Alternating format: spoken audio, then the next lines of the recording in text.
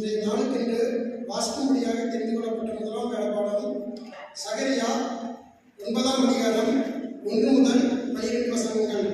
சகரியா 9ஆம் அதிகாரம் 1 முதல் 12 வசனங்கள்.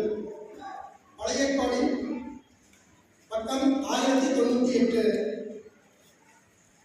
ஆதிராக் தேசத்திற்கு விரோதமானதும் தமஸ்குவின் மேல் வந்து தங்குவதுமான கர்த்தருடைய வார்த்தையாகிய பாரம்.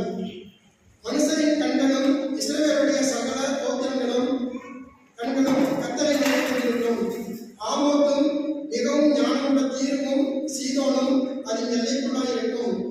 தீரு தனக்கு அரணை கட்டி தூளை போல் வெள்ளியையும் வீதிகளின் சேற்றை போல் பசுமையும் சேர்த்து வைத்தது.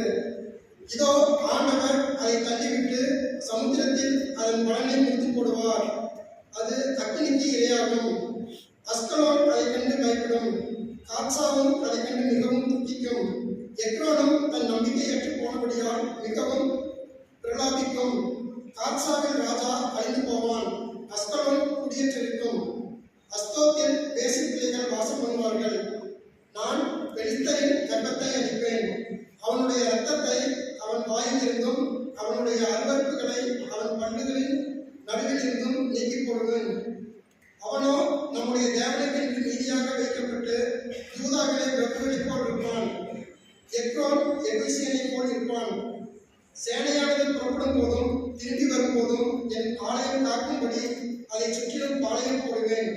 இனி ஒடுக்குகிறவன் அவர்களிடத்தில் கடந்து வருவதில்லை. அதை என் கண்களினாலே பார்த்துக் கொண்டிருக்கிறேன். சீயோன் குமாரத்தியே மிகவும் களிகூறு. எருசலேம் குமாரத்தியே கம்பீரி. இதோ உன் ராஜா உன்னிடத்தில் வருகிறார்.